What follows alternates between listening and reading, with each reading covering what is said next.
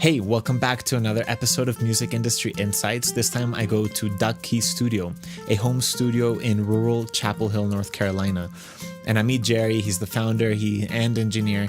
And what I really got out of this is how he's been at this for a long time. He's gone through many ups and downs, definitely lots of downs, but he started this just as a passion project, not really as a business.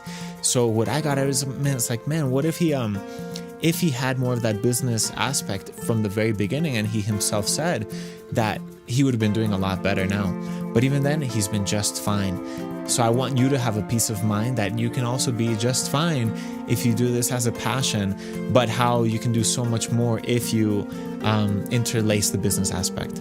We're here in rural North Carolina. This is between Chapel Hill and Mebane. And it's just amazing. I mean, there are cattle, there are sheep, some really old farms. I mean, when you think of an old, like, red barn, you think of something like this. Let's see if you catch it in the background right over there. You see that? In a quarter mile. Oh, your see, I'm getting... destination will be on the left.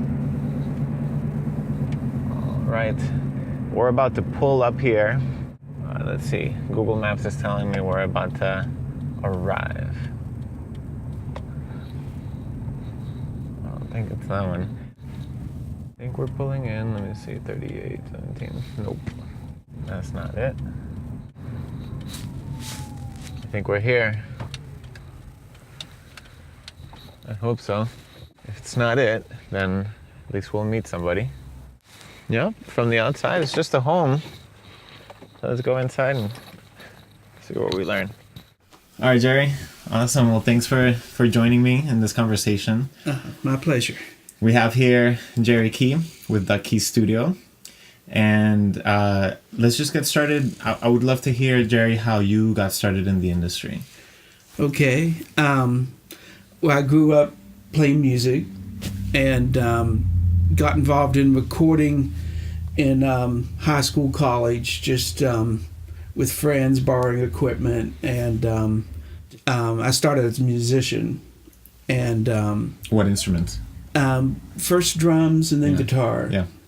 Went to college as an electrical engineer and worked at that for a while and bought recording equipment.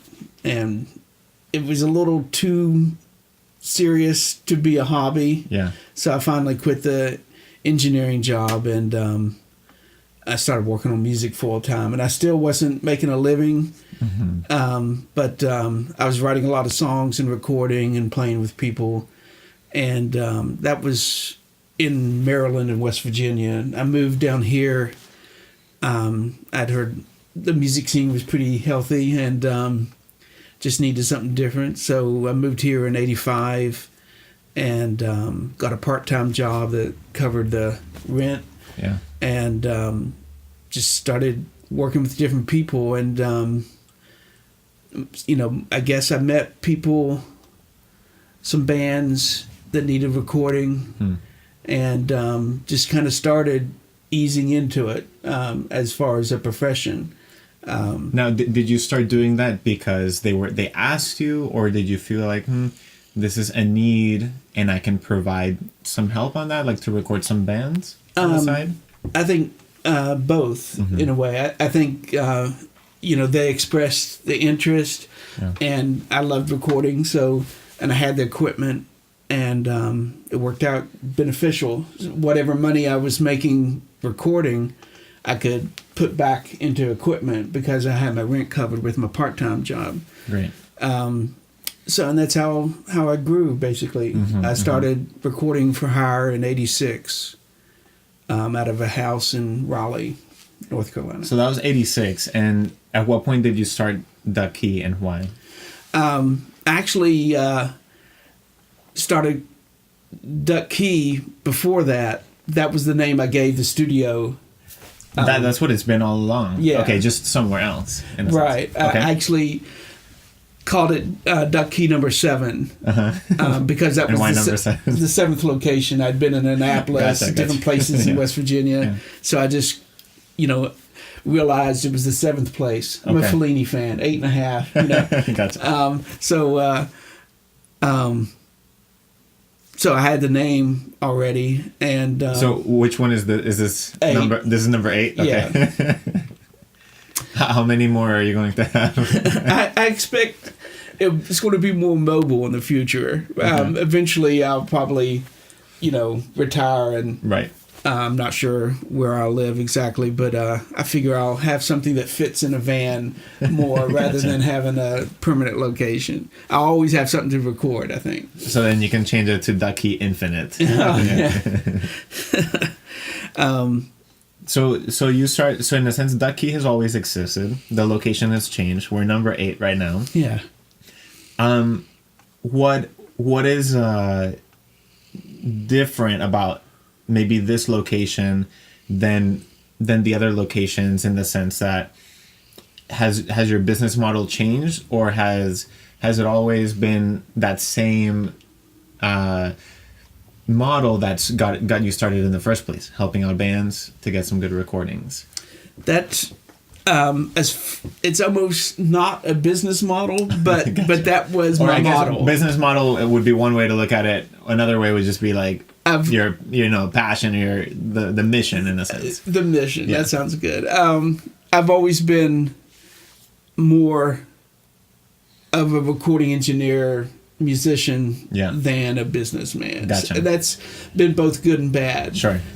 So the difference with number 8 is this is the first time I owned a place and could do some construction. Gotcha. Number 7, where I did a lot of recording for North Carolina bands, was basically a rental house, and one bedroom was the control room, and a snake went out to the living room, and it was a nice open plan where you could spread out people and get some isolation without Right.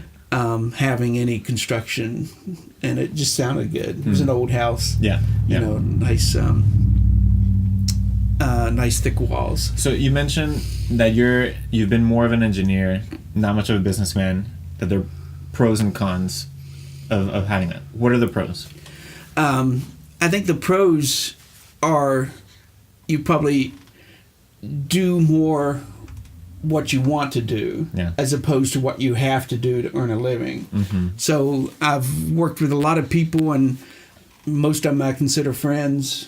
We just recording's a great way to bond with somebody. Yeah. And I've enjoyed meeting a lot of people and working with people and helping to get their songs down like I've wanted to get mine down. Yeah. So that's the biggest pro. And the biggest con is you don't always do what's right in a business side. And also, I don't have a lot of inclination or training in the business side, so Gotcha. I just kind of winged it. Sure, of course. And as most of us do. yeah, not that unusual. So, but the good thing was I had the equipment, the basic equipment, an 8-track recorder. Yeah.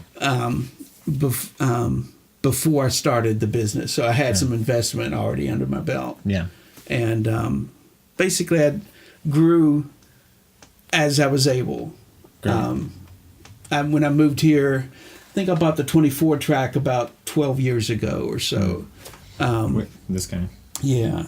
And that was probably my biggest single investment that I've made. Otherwise, it's not so hard to, invest $1,000 in a mic or something. You can work towards smaller goals. And but that was the bigger one. Now, at what point could you ditch your day job? Because it seemed like you had your day job and you were doing recording on the side. When was that turning point? So I guess I recorded with I guess I worked with the part-time job for 8 years until about 94. And that's when I moved here. And I was also playing in a band that had a recording contract. So we were giving ourselves a little salary. And the combination of that worked out pretty good where I could ditch the day job. Very good. How long ago was that? So 94. 94. Okay. That's amazing. I mean, for a long time you've been at this. Yes. Full time, practically. Yeah, there was a winter. I think it was 97. That was a little slow, and I took a day job.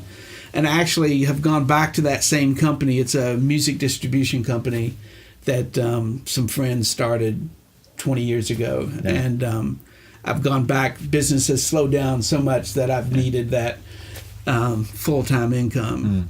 So things have dropped off quite a bit for me. Sure. And so how do you adapt? I mean, because that's something, it's not new. I think most of us have faced those changes.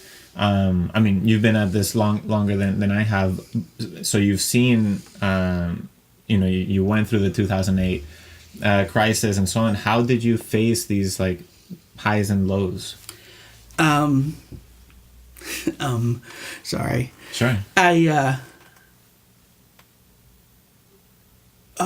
Basically just as they came, kind of thing. Where usually the lows, my overhead was not that high, so if I wasn't making much money, I just didn't invest anything into the studio and just kept things simple. Yeah. And when things were better, I was able to buy the 24 track, that kind of thing. Yeah. So they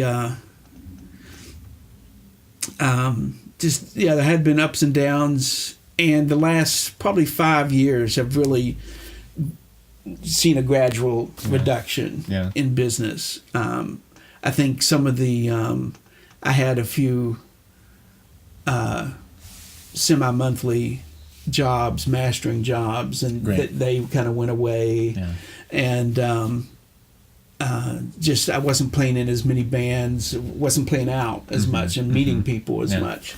Just a little more isolated, and that kind of cut me off from my client base, basically. Sure. And I mean, what kept you motivated? Because I mean, a lot of people sometimes when they're in the industry, they have some amount of success, but once they hit like a low, then it's like, I'll just get a normal job and just do this as a hobby, and rather than, and even though sometimes you've had to do that, and we all have to find our sources to keep surviving. What kept you going? That you're like, no, this is what I have to do. I made that decision basically when I quit my electrical engineering job in 84, I guess. Yeah. I was like, okay, I can't not do this, basically. And I just made the decision to do it the best I could after that. So you just knew this is your calling?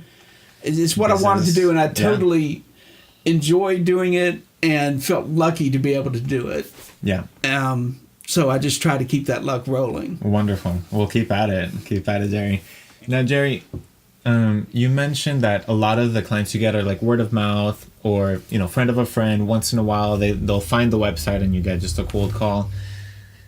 To what extent are you looking for clients, and if so, how are you going about it? In the past year that I've been working at the music distribution Red Eye, I have not been actively seeking. I've just been doing things on the weekends, either with people I already know or sometimes something that comes up that seems interesting. So not as much recording. So I guess I'm not sure how to phrase it. I wasn't doing. I think you're lucky that in a sense you don't. Maybe you don't feel that need. Well, perhaps. I definitely could have used, some help there as things were changing. Home recording was becoming more popular, and that kind of thing. Just to reach out either to a different client base or just to reconnect with the with nothing else, a younger generation. I'm 58, so I've been doing it for a while. Yeah.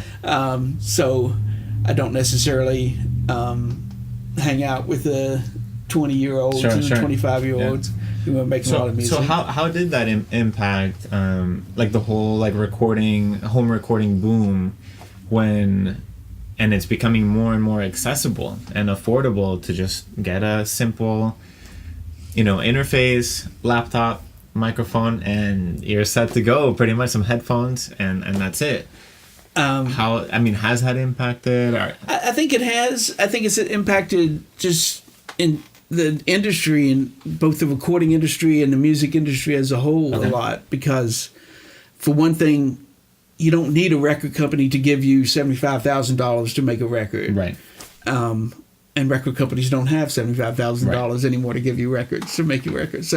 So you can make a record. I've worked with a lot of people that will do drums here and guitars at home, bring it back and mix it. They'll complement. Yeah. Okay. I think there are things that are harder to do for a musician just getting started recording, that I can help them do, that any studio can help, and the technology makes it fairly easy to do that, and they don't have to trust their skill level to finish the project. They can, like a lot of times. Well, I've always enjoyed home recording. That's how I got started, and I actually kind of missed the 4-track cassette boom. I started a little bit before that, so I knew a lot of people that were playing with cassettes and just being excited about what they're recording and bringing that to the studio. Right. So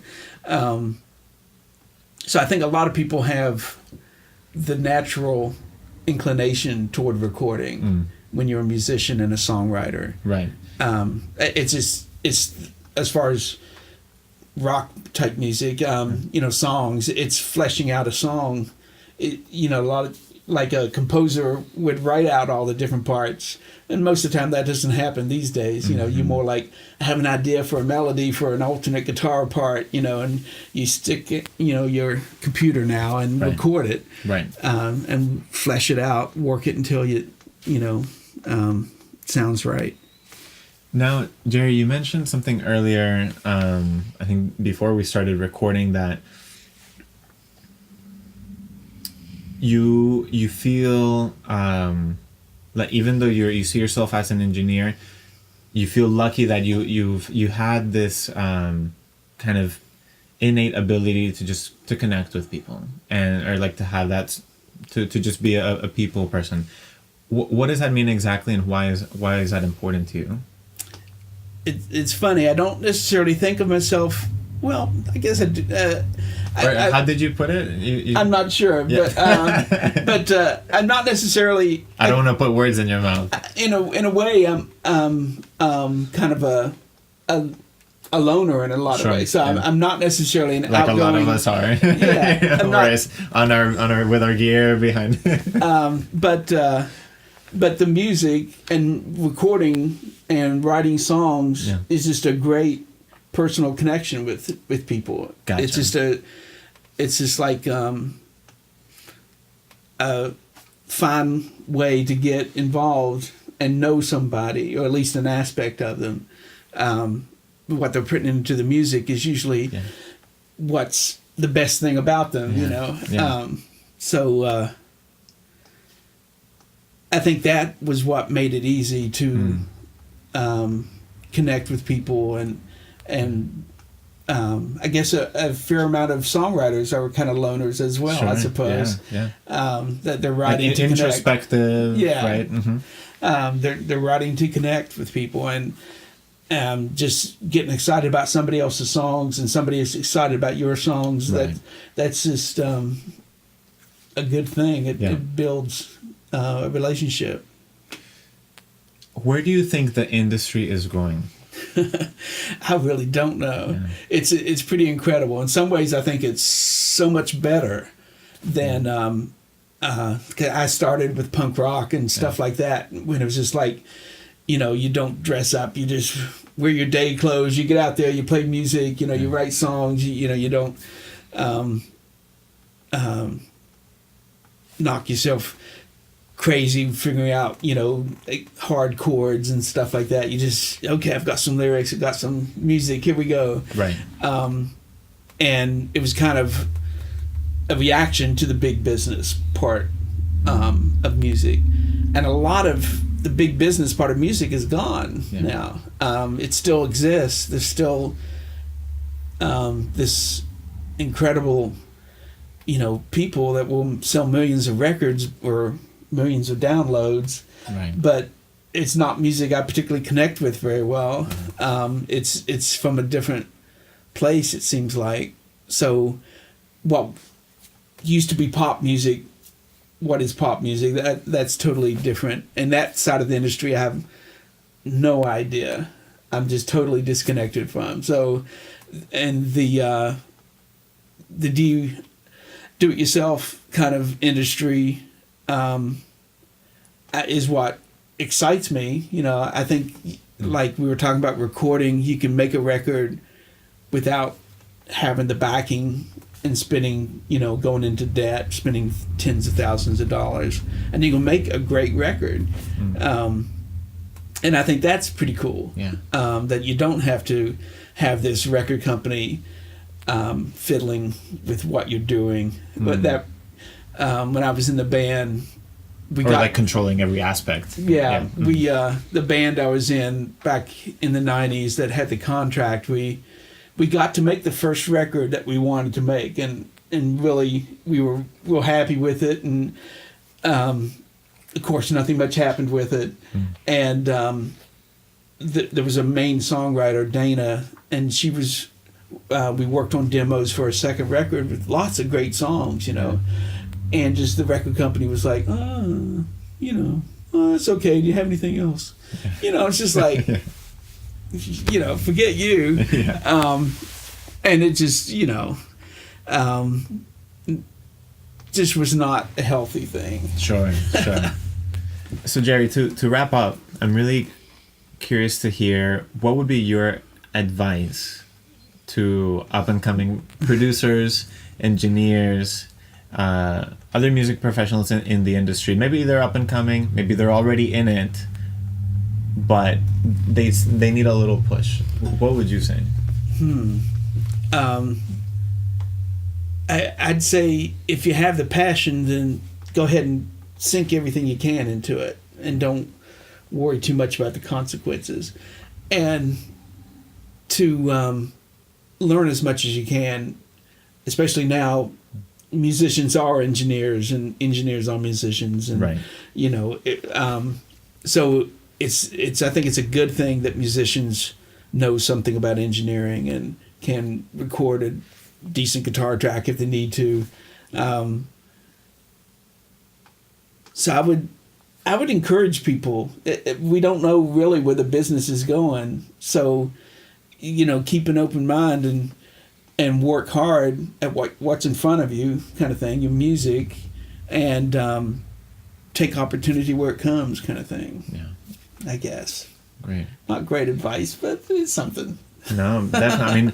I think that's very valuable, and I think people can take it to heart. And I think it's very valuable considering you've been doing this for so long. Yeah. And I really, I applaud you. I think it's very meritorious what you've been able to accomplish over the years, and withstand, also just persevere and keep going. I totally feel lucky. And even I feel like the arc has gone down a little bit to the other side, and but I still feel lucky, and I still enjoy making music still. I've kind of been playing more and writing more than I have been the past few years. I was worried about money can take away some of the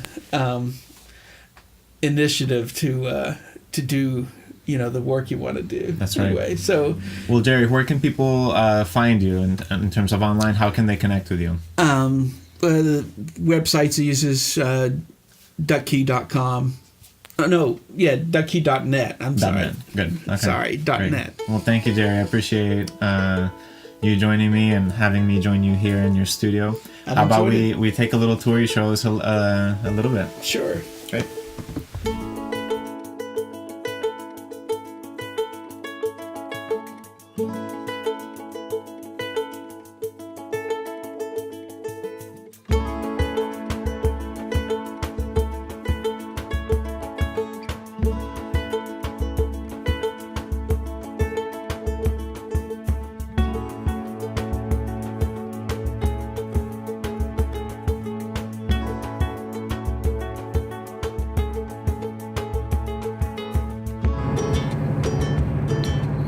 Hey everybody, we're here driving home from seeing Jerry at Duck Kee Studio, and cars are passing me because I'm very slow. I just want to make sure I don't crash while I'm recording this, but don't worry, I'm being safe. So I have a few reflections. It was great meeting him. He's so humble. You know what really stood out to me is how long he's been able to do this, and he's been just persevering, doing what he loves, and he's been able to do it full time for most of his career, and he's stuck with it even through the very tough times, and I think that's a lesson for all of us, that's in the end what is most fulfilling, is to do what we love.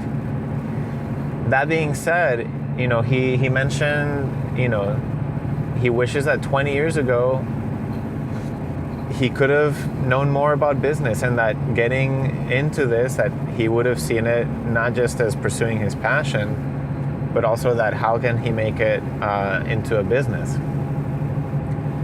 And that's something that I'm very passionate about, is how to make sure that I can fulfill,